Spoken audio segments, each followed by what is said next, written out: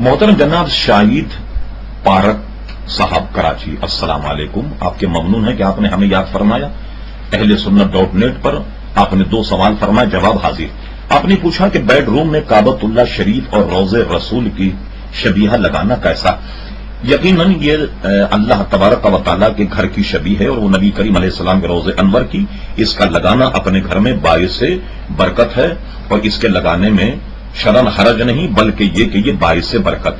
پھر آپ نے پوچھا کہ دفتر میں کئی کاغذات پر جبار، محمد صدیق وغیرہ نام لکھے ہوتے ہیں، ان کاغذ کو کس طریقے سے ضائع کیا جائے؟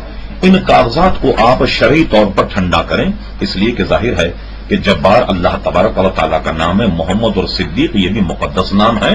تو آپ ان ناموں کو کچرے کی ٹوکری میں نہ ڈالیں، بلکہ شرعی طریقے سے ان کو ٹھنڈا کیا جائے.